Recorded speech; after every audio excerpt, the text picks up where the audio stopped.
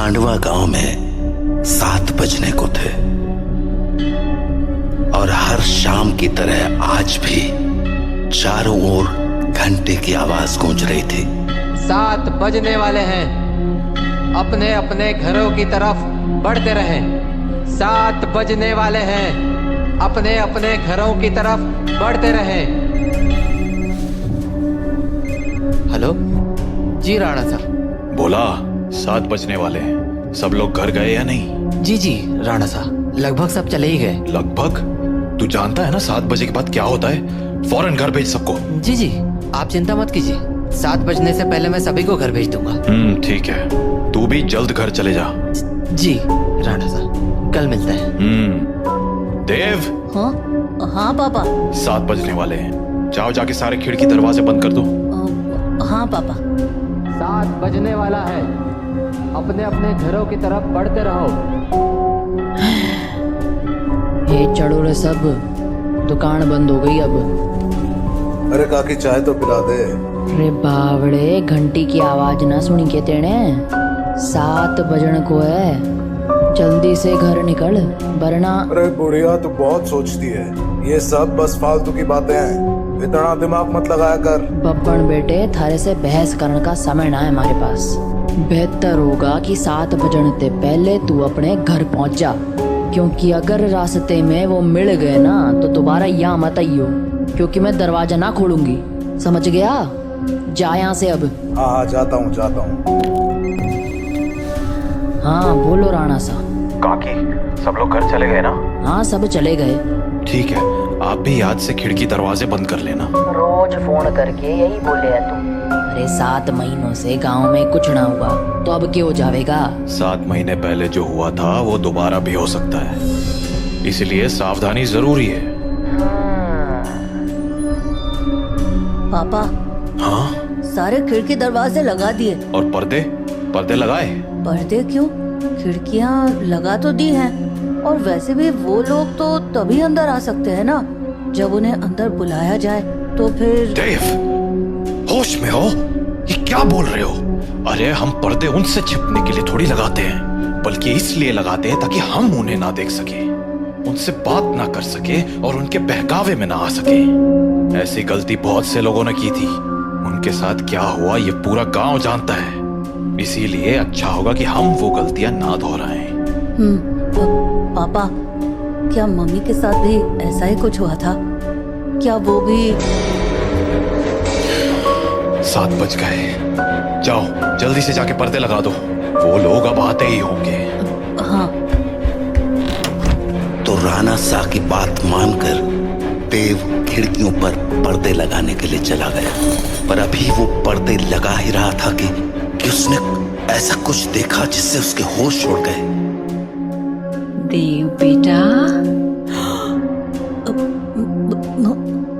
Mummy, आप? हाँ बेटा, मैं ही हूँ।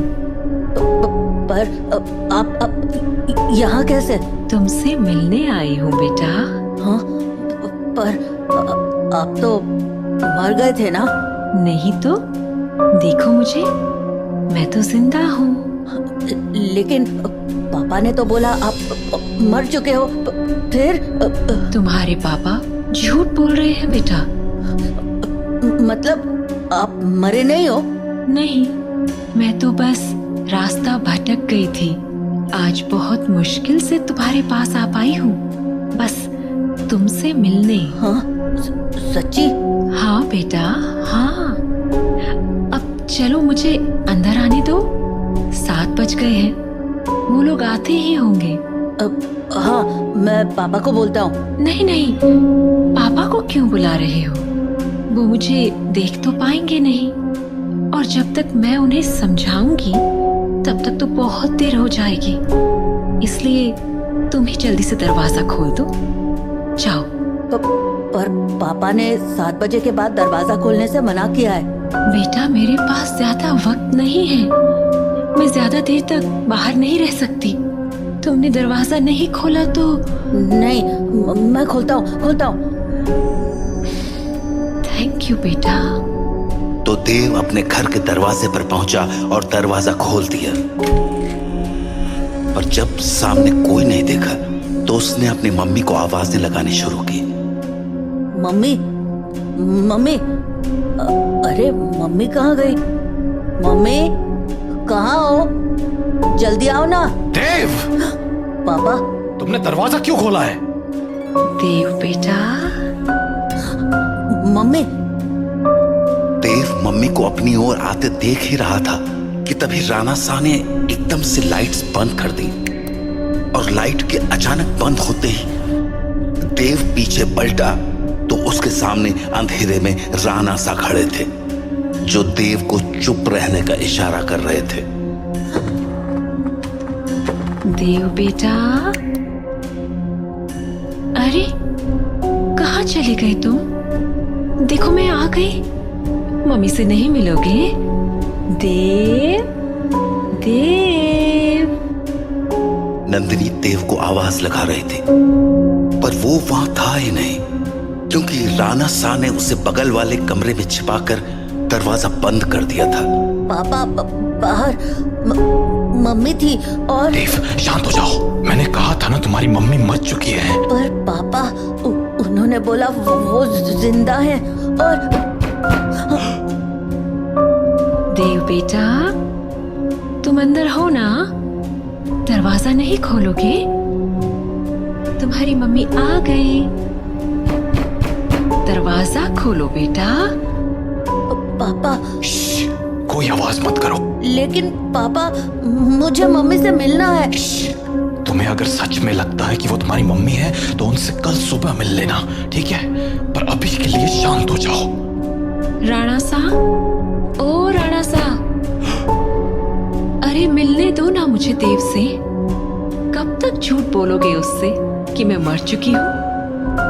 राणा साह, आप सुन रहे हो ना? पापा। बेटा बिल्कुल भी ध्यान मत दो और आंख बंद करके सो जाओ। पर पापा, मम्मी ये क्या बोल रही है? शांत रहो देव, कल सुबह मैं तुम्हें सब समझा दूंगा। पर अभी के लिए चुपचाप आंखें बंद करो और सो जाओ।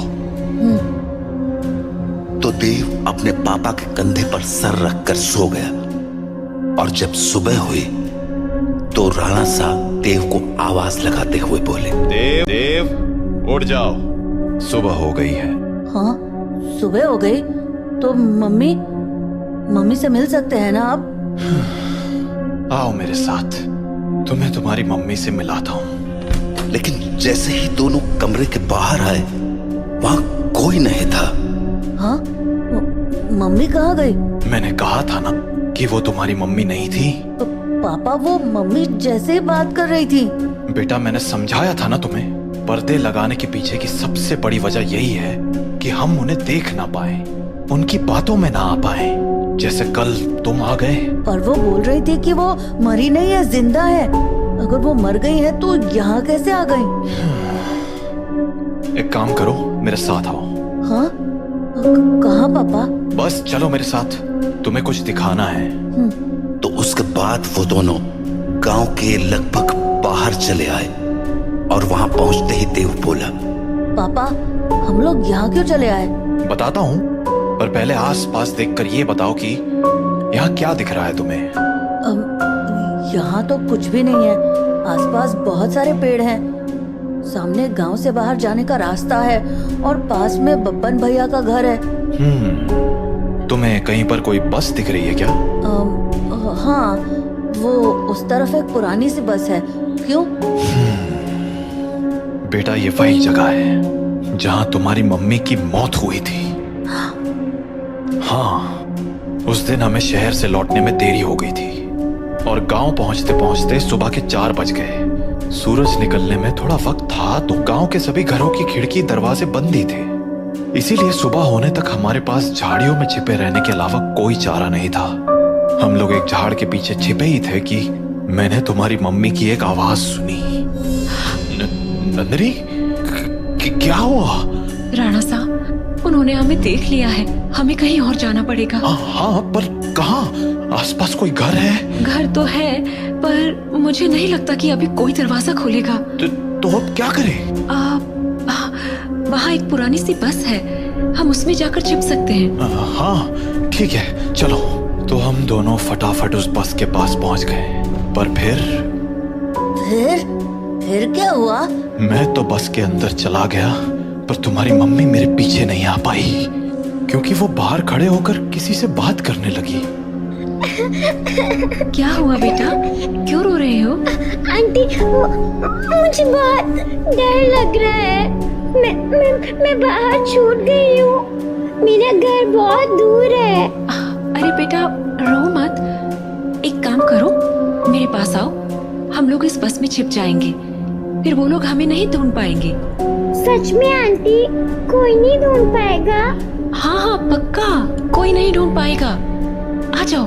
Thank you aunty. पर मैंने तो आपको ढूंढ लिया।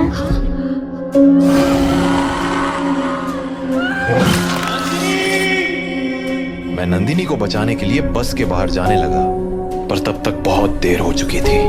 बस को उन लोगों ने चारों तरफ से घेर लिया था। हेलो अंकल, बाहर आओ ना, खेलो हमारे साथ। और शायद मुझे देखकर हंसे जा रहे थे।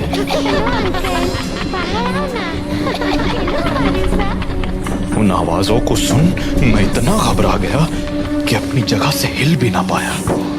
पर थोड़ी ही देर बाद वो आवाजें आनी बंद हो गईं और गांव के लोगों की आवाज सुनाई देने लगी। मैं समझ गया था कि सुबह हो चुकी थी, तो मैं बस के बाहर निकलकर तुम्हारी मम्मी को आवाज लगाने लगा।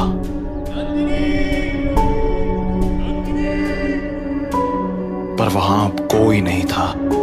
मैं कई दिनों तक उसके लौटने का इंतजार करता रहा, पर वो नहीं लौटी।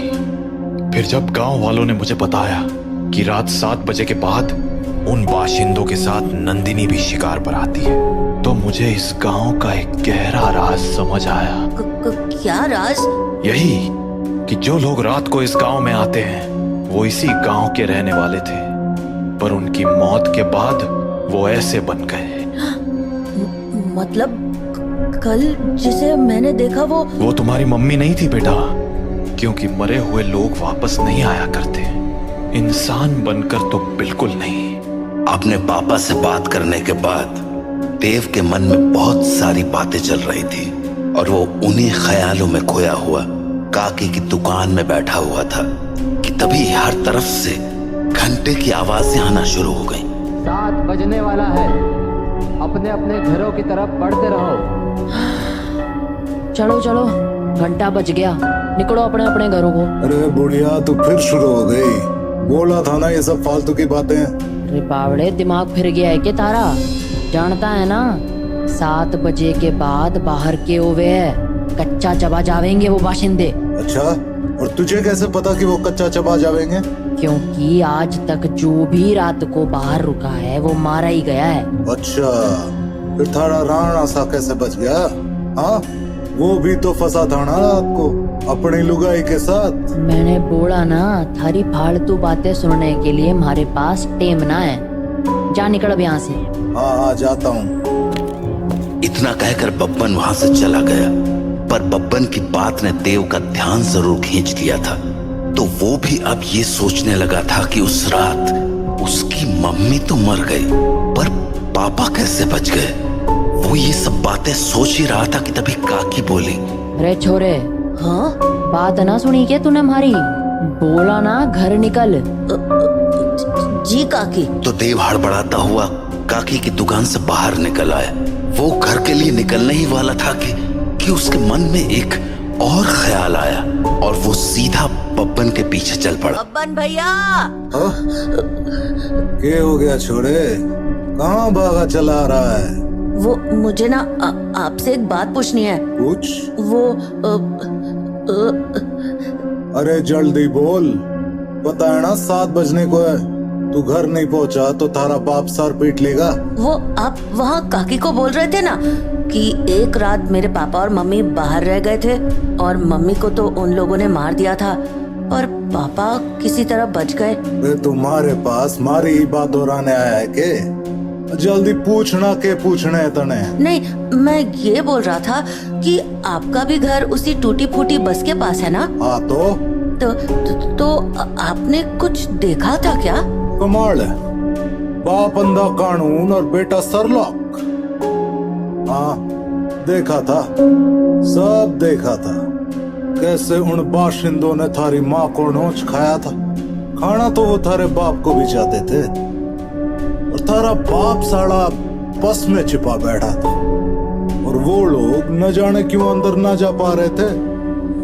वो सारे लोग सूरज निकलने तक बस को घेरे खड़े थे।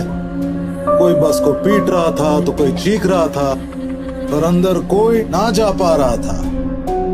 पर वो लोग घुस क्यों नहीं पा रहे थे? क्योंकि 7 बज गए, बातचीत का टाइम खत्म। अब चल हमारे साथ। नहीं, मैं घर जाता हूँ। रे बावले, अब घर जाने का मौका खत्म हो गया। आधे रास्ते में ही कोई ना कोई नोच खावेगा तुझे। चल हमारे साथ। तो बब्बन देव को लेकर अपने घर चला गया। वहीं राणा सा अपने घर में परेशान हुए जा रहे थे। ये देव कहाँ रह गया? अब तक घर क्यों नहीं आया? काकी को पूछता हूँ। हेलो काकी। हाँ राणा सा, हमारे को लग ही रहा था कि थारा फोन आवेगा। सब लोग जा चुके हैं और दरवाजे खिड़कियां भी लगा ली है मैंने, इसलिए चिंता मत। काकी, देव है क्या वहाँ? हाँ देव, वो तो कब का निकल गया यहाँ से। देव घर नहीं लौटा है क्या? तुम एक काम करो सा, बाकी लोगों को फोन करके पूछ ले, क्या पता देव किसी के यहाँ रुक गया हो। ठीक है। जहाँ राणा सा देव को हर जगह ढूंढे जा रहे थे, वहीं देव बब्बन के साथ उसके घर चला आया था। तो अभी वो दोनों साथ में बैठे ही थे कि देव को बाहर से एक जानी पहचानी आवाज सुनाई पड़ी। बब्बन, ओ बब्बन, देख मैं आ गई। ये तो मेरी मम्मी की आवाज है। सही पहचाना छोड़े, तारी मम्मी ही है बाहर। अब एक काम कर, यहीं रुक और यहाँ से तमाशा देख। तो बब्बन खिड़की के पास गया और पर्दे हटा दिए। हाँ चोरी, बुला रही थी ना मने? ले देख, मैं आ गया। कितना इंतजार कराता है तू। इंतजार? अरे अभी तो आई तू। मैं तो रोज ही आती हूँ, तू मुझसे कभी मिलता ही नहीं। अरे थारे से तो रोज बात करूँ मैं। हाँ, पर मिलने का मतलब बस बात करना थोड़ी होता है, करीब भी तो आना होता है ना। अच्छा, हमारे करीब आना साथन है। और नहीं तो क्या, खोलना दरवाजा। कमाल है छोरी, तू भी अपने राणा सा को इतनी जल्दी भूल गई। जो राणा सा देखेंगे नहीं, वो उन्हें पता कैसे चलेगा। कमाल है तू भी। वैसे थारे बेटे का क्या, वो तो देख सके है ना। ओफो बब्बन, तू भी ये क्या बातें करने लगा। हम दोनों के बीच में किसी दूसरे का क्या काम। जाना, दरवाजा खोल देना, मुझे तेरे से अच्छे से मिलना है। अच्छा चल ठीक है, खोल ही देता हूँ दरवाजा। अब तो बब्बन दरवाजा खोलने जा ही रहा था कि देव बोला, बब्बन भैया दरवाजा मत खोलना, वो मेरी मम्मी नहीं है। अरे यो बात तो मने भी पता है, यो थारी माँ तो अब बिल्कुल ना रही। अरे बब्बन भैया, मैं सच कह रहा हूँ, वो इंसान नहीं है। वो इंसान है या नहीं, ये तुझे अभी पता चल जाएगा, तू बस देखता जा। तो इतना कहकर बब्बन ने दरवाजा खोल दिया और सामने खड़ी नंदिनी से बोला, हाँ छोरी, मिलना था ना तने मारे से, आजा अंदर आजा। बब्बन की बात सुनकर देव के तो होश ही उड़ गए, पर तभी कुछ अजीब हुआ।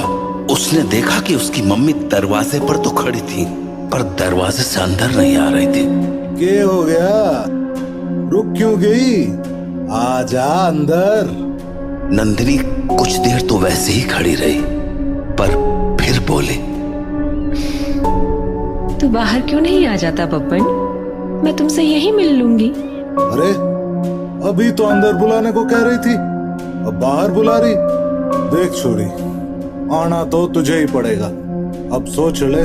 तू भी ना बब्बन, कितना इंतजार कराएगा, आ जाना बाहर। नंदिनी के जवाबों को सुनकर देव के मन में बहुत सारे सवाल उठने लगे थे, जैसे कि उसकी मम्मी घर के अंदर क्यों नहीं आ रही थी, और वो बार बार बब्बन को बाहर आने को क्यों कह रही थी। देव धीरे धीरे बब्बन के पास पहुंच गया, पर इससे पहले कि वो बब्बन से कुछ पूछता, उसे नंदिनी ने देख लिया और वो बोली, अरे बेटा देव, तुम भी यहाँ हो? आओ ना, मम्मी से नहीं मिलोगे? कल हम मिल नहीं पाए थे ना?